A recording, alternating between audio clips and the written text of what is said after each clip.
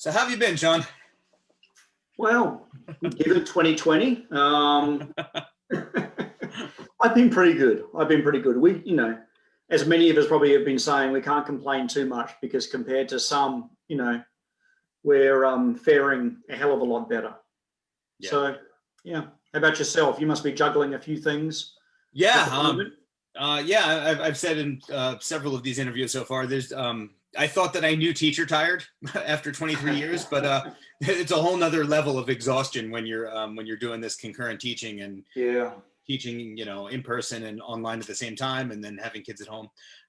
But through all of this, I can't help but think, and I've thought this several times, that your chapter and the work that you're doing on whole child education and making sure that our kids are holistically well has never been, well, it's always been important, but it's never been being exposed as important as it has during the pandemic.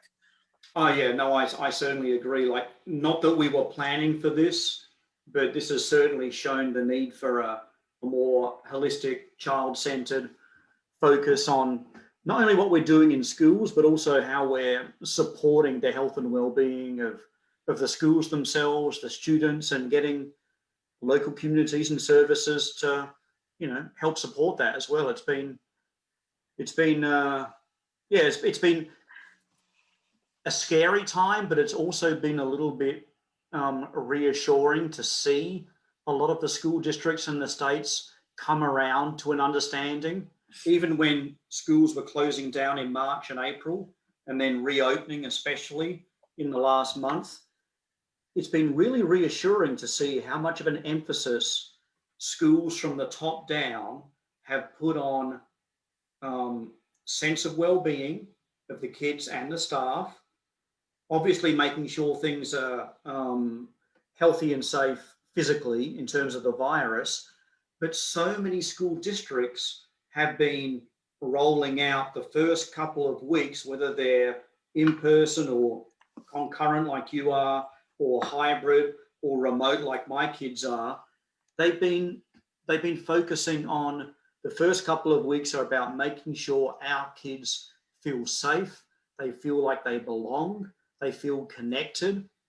And that's been really reassuring because, as you and I and others have spoken about over the last couple of years in the US, there's been a real push towards academics as the be all and end all. And I think this has helped sort of, reframe the majority of people's understanding about what schools do and why they do it and how they do it best. Yeah, I definitely want to dive into that connection between the importance of whole child education and academic success. And you write about this in the chapter, and I want to get into that. But before we do, I want to kind of take a more 40,000 foot view and talk about a statement that you made in the first paragraph of your chapter. And that's that a focus on whole child education or holistic education, I'm not sure exactly how you framed it, is necessary in order for society to be healthy. Right. And that's really, even beyond our education system. In order for us to have a healthy democracy, a healthy functioning society, you're making the case that we need to make sure that our kids are holistically well. And I think that's so powerful. I often talk about when I've traveled to Kenya and I've visited Maasai villages. I've been told many times by different Maasai that Kasarian and Kara is how they greet each other. And what it means is, how are the children, right? And the hopeful response is all of the children are well. That's their focus. They know that their society is well if the children are okay. And I think you're writing a bit about that in that statement. It's a good canary in the coal mine. And we also saw that when our society hasn't been well, we've seen the kids aren't well also. But you know what it comes back to me? And it's not that this is the only discussion that's ever occurred around the rationale, the purpose of education, but we've sort of drifted away from it. And then probably in the last, I'd say 5 years, we're coming more seriously back into those conversations about, why do we have an education system? For the past probably now 18 months, maybe 2 years, before I give a keynote or a talk, I typically put up a question, which is, imagine the child at 25, and I want you to describe what that child is like. And what I've typically done is done it on like a poll everywhere, and people are able to send up their adjectives and descriptors. fairly immediately. And I say it could be your child, it could be someone you teach, it could be, imagine yourself, going through high school. And what is amazing is no matter who I'm talking to, whether it's superintendents, whether it's teachers, whether it's education support professionals, whether it's parents, whether it's community agencies, and no matter whether I'm in New York or Washington, D.C., or LA or Wisconsin, or even we did the same thing over in Brussels as well. And the answers are 99% exactly the same. So all of a sudden you ask this question and the responses come up, all right, what do you want the child to look like at 25? And they'll say happy, healthy, resourceful, a citizen, independent, purposeful, productive, a leader, a team player, empathetic. All of these words that we, you might bundle into some of those 21st century skills that we're focusing on, some of the OECD 2030 future of education competencies.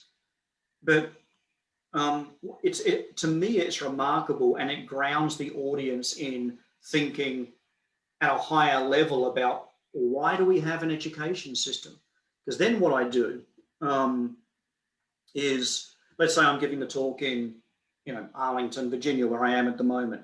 I'll then say, all right, that's what you thought. And there'll be, 50 words up there in a word cloud. And I'll have on my slides the last 7 or 8. So I said, all right, this is what they thought of in New York. Boom. Almost word for word exact. This is what they said in Wisconsin. This is what they said in Boston. This is what they said in Manila, in the Philippines. This is what they said in Brussels. And all of a sudden it grounds everybody in this common understanding that this is what we are hoping our kids end up being. But then the following question is, all right, if this is what we want, then what are we doing in our schools to help them get there? Yeah, and that's, what you're saying, those skills that keep showing up in those word clouds when you're talking to different audiences. In a lot of ways, they're reflected in most of the school mission statements that I've seen, right? They are. But yet our practice in school doesn't match those missions, right? We claim to be mission driven, but often we're not in school. And I wonder, and this is similar to a question that I asked Dennis Shirley the other day when he was talking about a system with integrity. And my question to him was, well, if we don't have integrity now, then what do we have? Right? So I guess my question to you is, if we're not doing these things, if we're not working towards those school missions that we aspire for, that we claim to want for kids, then what are we doing? Yeah, we're chasing the metrics and the accountability systems that have been put up in front of us as the gold standard or the gold mark. And we haven't allowed ourselves, at least in the last decade, maybe 2 decades, we haven't really asked ourselves as a society what the purpose of education is. Because, go back to that little word cloud thing again, that little game, is very often you will get, not only are we not doing the things that are listed there that say happy, healthy, resourceful, empathetic, team player, sometimes we're actually doing the opposite, where sometimes the systems and the processes we have in place are actually making them more anxiety ridden, more to do with rote learning and less to do with knowledge acquisition, less of a problem solver and more of a regurgitator of facts. We're making them more unhealthy. And interestingly as well, we often say, or I see in the word clouds, I'll see the word citizen up there. And I said, all right, well, how are we making citizens? Are we giving them a lecture in their sophomore year about this is what goes on in Congress? Or are we actually participating in some form of democracy through their school years so they can actually understand the role of democracy and the role of the vote and the role of actually putting some, influence into how their society or how their community runs? Yeah, So I actually, in my chapter, I actually write about this a little bit, and I take it down to a macro level and look at a classroom. And one of the statements I have is we can't, if this is our mission to have good citizens and productive members of our democracy, they're not going to magically graduate at 18 and have those skills. We can't exactly. expect that to happen if our kids are going to school in a place where democracy is absent, where they don't have any democratic control over their own classrooms, their own schools, their own school community. We can't expect it to magically develop afterwards. Well, exactly. There are certain skills that we sort of understand. Oh, these have to be developed. You know, mathematical intelligence and acquisition, or reading and communication. And then there are other skills that we think, yeah, you turn 18 and by jingo, there you are. You're a fully fledged member of society, understanding everything that should take place. No, these things have to be developed and taught. Is what it comes down to. No, I agree. I agree wholeheartedly.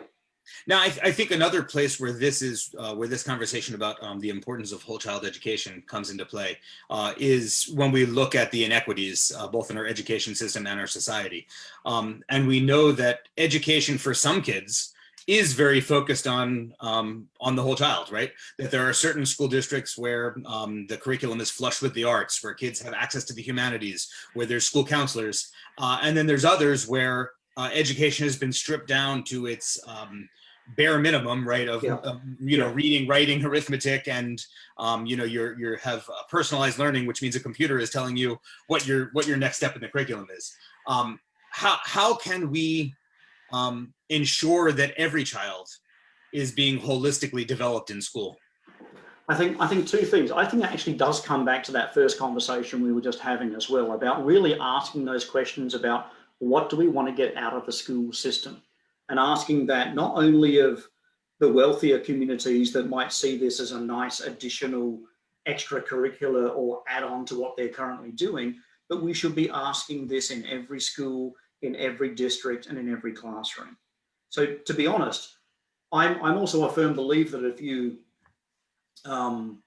if you change the mindset or understand why you're doing something, then your actions will change, whether or not someone has told you what those actions are meant to be. And so if you go back and ask teachers and educators about why they got into the teaching profession, very few of them will say the love of a semicolon or an algebraic formula. But granted, some people might think that's a great vehicle or avenue to develop some of these things, and that shouldn't be discounted. But the actual mechanics of that lesson is not why they got in. They got into it because they see education as a great equalizer.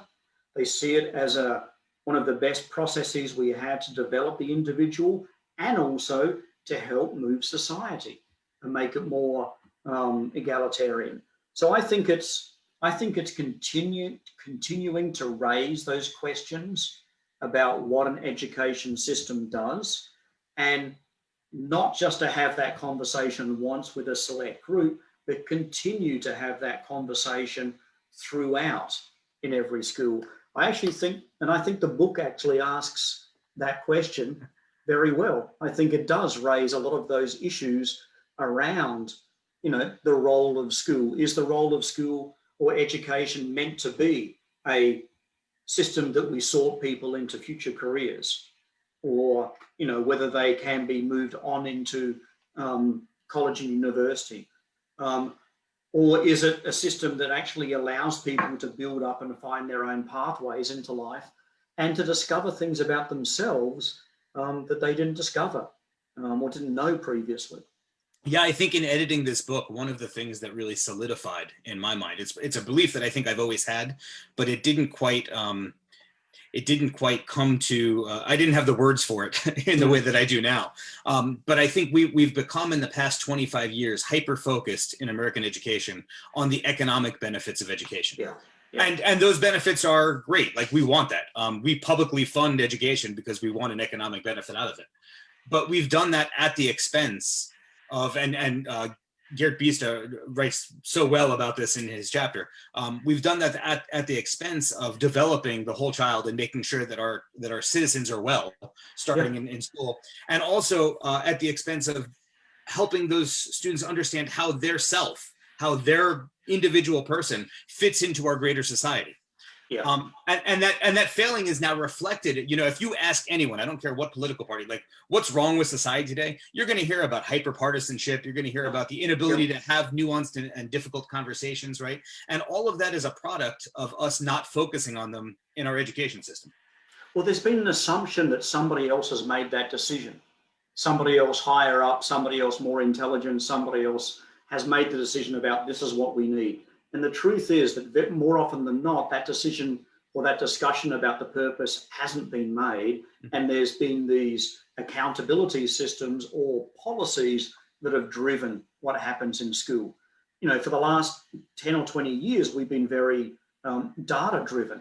And data on it itself isn't a bad thing, but it's a bad thing when the data or the access to data drives the policy decisions, as you know, our friends Andy Hargraves and Dennis Shirley have written in their The Fourth Way book. And we need to actually move beyond that and have these discussions about what the purpose is. You were talking as well previously, something that clicked when you were talking was how the individual then fits into society. And if anybody is aware of our whole child work at ASCD, it was based on Maslow's hierarchy. And so we developed the 5 tenets of healthy, safe, engaged, supported, challenged to align with Maslow's hierarchy of things that everyone needs to not only survive, but to thrive. And it wasn't until about a year ago, I was doing a review of one of Yong Zhao's books that he'd sent in. And I was unaware of this, but 26 years after Abraham Maslow had put out his hierarchy of needs, he developed a 6th stage. And the 6th stage was self-actualization. Self-actualization was the 5th stage. The 6th stage was around transformation. Now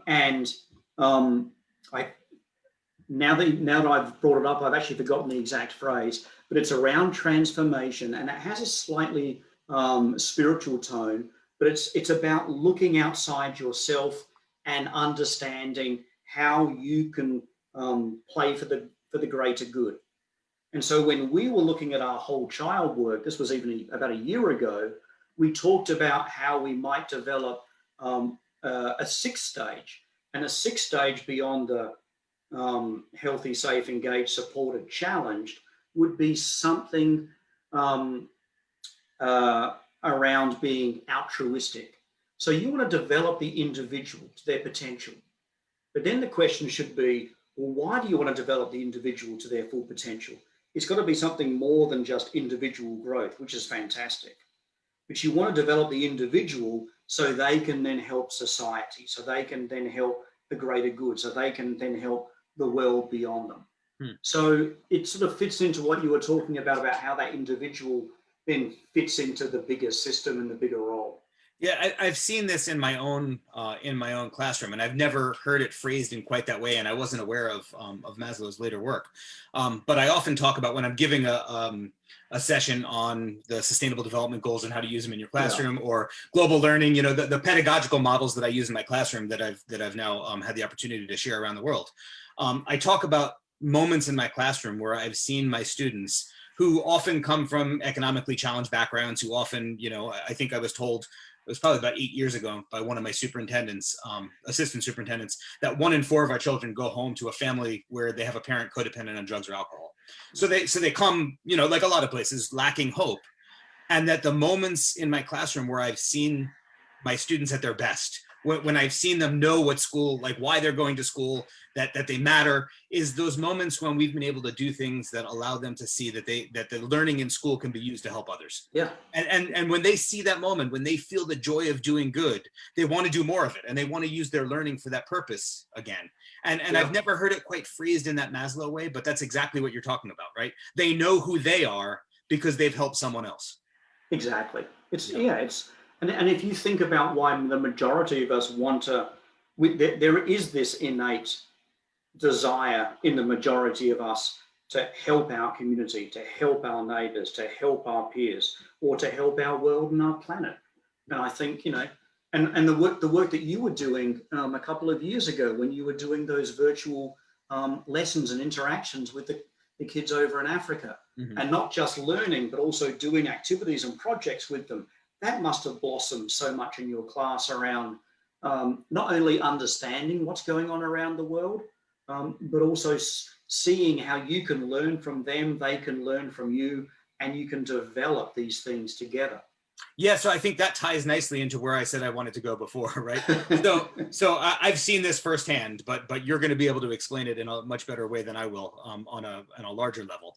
And that is, how does whole child education, social emotional learning, trauma informed, which all fall into that kind of umbrella. Yeah. How does making sure that our kids are well correlate or connect with academic success? Because I would imagine in those schools where they're paring down the curriculum and saying we have to do only math and reading because that's what's being tested and that's what's most important, the argument they're making is that social emotional health, whole child education is not as important as that academic content. But I think you would push back against that strongly. Yeah, and I think actually most teachers that have been teaching for more than 5 or 10 years, and also most researchers involved in education, would say the same thing. A lot of the work around whole child, because the first tenet is around healthy and then safe, a lot of it has initially begun in conversations with the school health community and student support community. And what I've been saying for a number of years is that in that community, they talk about health and safety and well-being. The thing is that in education, we talk about those same things. This is pre-COVID. We talk about those same things, but we talk about them in terms of positive school climate, about making relationships, about sense of belonging and connectedness. And these two things are actually the same, but we use different terminology depending on which audience we're speaking to. The schools and the classrooms that focus on the health, and not just physical, but the social, emotional, mental health of the kids and the learning environment, are developing the environments that are most conducive to effective teaching and learning. And these two things aren't different. We just use different terminologies depending on the audience. And the biggest example of this is if you want to sort of, break social emotional learning down to its core principles, it comes down to developing relationships with your students and knowing who they are.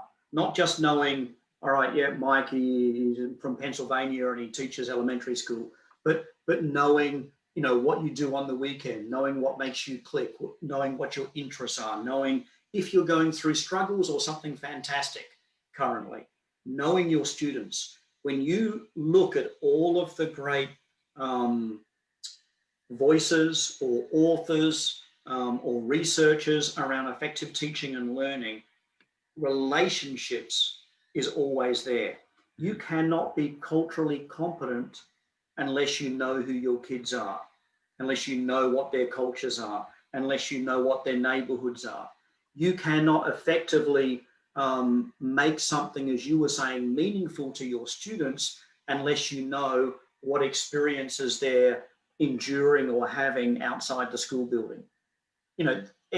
Relationships in knowing your students is just key. And this is not something which falls into just the psychological realm or just the health realm or the education realm. It's tied into all and across all of those things. And I would be stunned if you can find an effective teacher that doesn't know their students. Yeah, that's really the art and craft of teaching, of knowing your students, knowing what the circumstances are, and then adjusting the way you're delivering it, or the way that they're showcasing that they're learning, or the way that you're allowing them to interact with groups, knowing what makes them effective learners. That's the art. Yeah, I think you hit on something there. And there's So for the average teacher, there's a disconnect between, I think every teacher would recognize that, right? And every teacher is probably nodding as they listen to you. But what seems to happen in the system, and I've seen this time again, right? We talked systemically before about how we're misusing data, right? How we're using standardized test data and numbers that that we can, quantify and easily plug into a spreadsheet to make some of the most important decisions in education. And we're getting away from the lived experiences of students. And so we don't understand, how to help them. But I think for teachers at the more classroom level, we're guilty of doing that sometimes too, right? The system tells us we should be doing things. And so we define students by their grades or by what we can measure in the classroom, rather than spending the time getting to the lived experience of that student so we could build those relationships. But that's exactly where the dichotomy is. And you sort of summed it up in your own little sort of statement there as well, is that teachers know that effective teaching means knowing your kids and getting to know them. They know at a guttural level from experience that their most effective lessons and their most engaging lessons are when they've either thrown out the lesson plan and they've gone with something because of the interest that it sparks in the classroom. But as you were just saying, the system, whether it's being implemented by the principal, the superintendent, the state super, or even as it trickles down to the classroom teacher, the system may not be allowing that to happen. So maybe we need to flip the system a little bit. Well, there it is. Right? And put some of those teachers and teacher leaders, give them more of a voice in the decision-making process, allowing them to help craft some policies, some effective accountability measures, but also allowing them to more time to interact not only with their own kids, but also interact with them more often with their own colleagues and peers. Yeah, and for those of you that are just joining us now and came in late, we are talking about the new book that's coming out, Flip the System US, How Teachers Can Transform Education and Save Democracy, in which Sean is one of the incredible chapter authors. There's 22 different chapters by 32 different contributors, all of them just incredible in their own way. And we are talking about whole child education. And I think you hit on there, Sean, something we need the system to change to value that those teachers' opinion. Yeah. But I think there's something else that also happened, and that is for teachers to understand and believe that gut feeling they have, that I know what I should be doing and the system is forcing me not to. Don't stay silent about that, right? It is your professional responsibility to step into those spaces and say, no, my students need this. And find ways to get your voice out, whether it's blogging or a more structured way in your school district, in your state, or even just talking to your parents about it, or even just talking to your peers about it. Because how many teachers? There was I can't remember the data that I read the other day, but it was basically still the majority of teachers are closing their doors and not interacting with other teachers. And I think it was still the majority, or at least a fair proportion of teachers have never received much, feedback about the way that they're teaching from their peers. This needs to be so even it's not just, here's my one fear about, probably not fear, so too strong a word, my apprehension about putting the onus on teachers to stand up and make the change is that teachers are busy, as you yourself are. They're overworked. They're doubly or triply overworked because of COVID-19, and Black Lives Matter, and lack of funding and everything else that goes on. So it's a lot to put on teachers to say, all right, we need you to lead in this. Sometimes it's enough for them just to open their door and have a conversation with their neighboring teacher as a good start, or to go and raise these issues at a staff meeting or raise these issues with their parents. We don't have to have what I don't want teachers to feel is that it has to be a full-on grassroots campaign in order to do something effectively. No, it starts with a chat. It starts with a talk. Yeah. It starts with, which is hard for teachers, talking about some of your great lessons to other teachers and how you threw that lesson plan out and you went this way instead. And it was so great because the kids were so engaged and look what they learned out of it. And I could see their eyes twinkle and I could see them collaborating and problem solving. And so, simple steps can help as well. Yeah, and that is a fantastic point, because teachers are really incredibly overworked right now. I just got off a meeting just before this with some Pennsylvania teachers talking about how the mental health crisis that we have in our schools right now. Yeah. Teachers are staying up till 10 o'clock at night trying to figure out how to do this new kind of teaching, and then spending their planning time during the school day, crying in the school nurse's office, or struggling in other areas because they're just overwhelmed. And so I guess that's, we're almost out of time, and there's so much more that we could talk about. But I guess that's a good place to ask a final question. How can we build not just whole child education and holistic well-being for our students, but how can we turn schools into communities where the culture is one of well-being? Again, I will come back, and I come back to it time and time again. Having these discussions about what we want education to be is imperative, and having these discussions ongoing is imperative. It also has to be acknowledged, and we've been saying this for years, and it's probably only just becoming apparent that it's, as you were just saying, the mental health and well-being of teachers and principals and school leaders as well has been ignored for a long time. You cannot change the culture of a school just by changing the way the teacher interacts with the students, and you cannot start to allow students to voice their own opinions, have more control in the classroom or around the school, unless the same provisions and expectations occur with the teaching staff and with the support professionals and with the administration.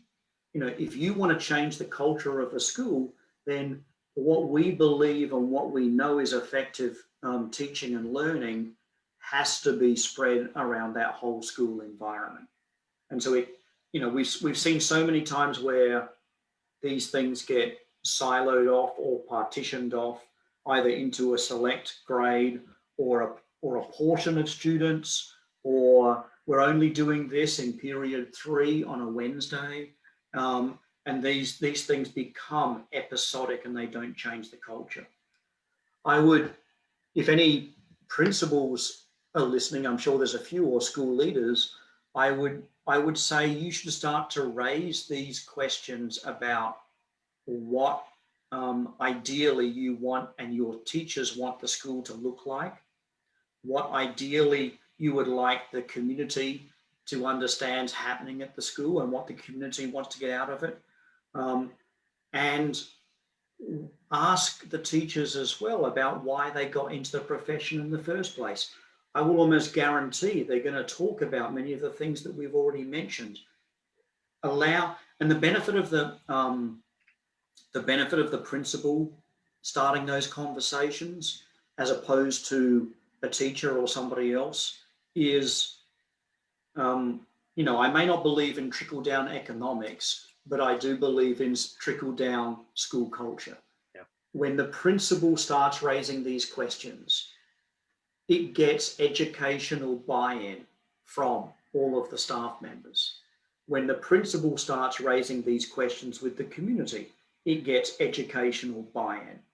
Unfortunately, if you don't hold a position of authority, it's too easy for people to say, well, that sounds very nice, but that's something extra we're doing. Whereas if it comes down from the top, it gets educational authority and buy-in for these discussions to take place. So I would start with there, but I would also start to actively act upon what we're talking about in terms of allowing choice, developing relationships, and having real conversations with your staff. And so you start to engage your staff in decision making. You start to engage them in what's good about the school climate, what's bad about the school climate.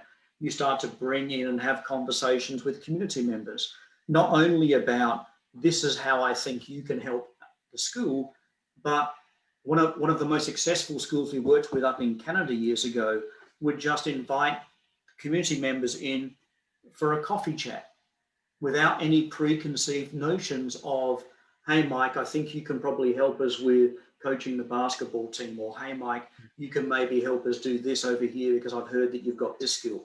What about if I invite you in and say, this is what we're looking at doing in the school. This is how we want to move forward. Love to hear your thoughts, or even some suggestions on how you may want to help out. Because people always, as you were saying before, people, if they have the time, always want to help. That time thing is a big constraint.